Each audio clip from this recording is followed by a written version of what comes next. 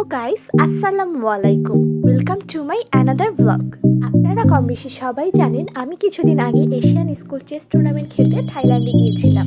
আমি থাইল্যান্ডের রাজধানী ব্যাংককের IBIS হোটেলে 11 দিন ছিলাম।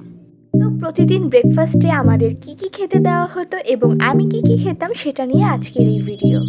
ফার্স্টেই আমি গুয়াভা জুস নিচ্ছি। গুয়াভা জুসটা আমি প্রতিদিনই খেতাম।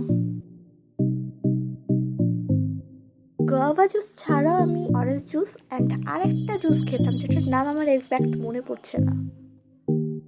আমি প্রতিদিন জুস টাইপের আইটেম বেশি খেতাম কারণ এখানকার খাবার আমার অত বেশি ভালো লাগতো না।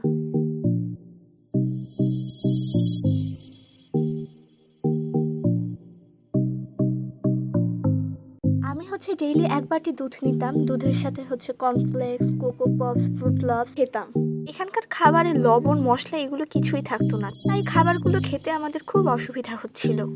তাই এই টাইপের খাবার খেয়েই আমাদের থাকতে হতো। তবে এত অপ্রিয় খাবারের মধ্যেও আমার favourite black and white chocolate কিন্তু প্রতিদিনই থাকতো। আমি এবার ফ্রুটসের দিকে চলে এসেছি। এখানে আরও অনেক রকমের ফ্রুটস থাকে, বাট আজকে আমার আসতে লেট হয়ে গিয়েছে, তাই নির্দিষ্ট কিছু ফ্রুট ছাড়া আর কিছুই নেই। আমি তরমুজ আর পেঁপে নিয়ে নিলাম। আমার কাছে এই খাবারটা অনেক বেশি ইন্টারেস্টিং লেগেছে। এখন আমি যে খাবারটা নিচ্ছি এটার নাম আমি ঠিক জানি না, বাট এটার টেস্টটা অনেক ভালো ছিল।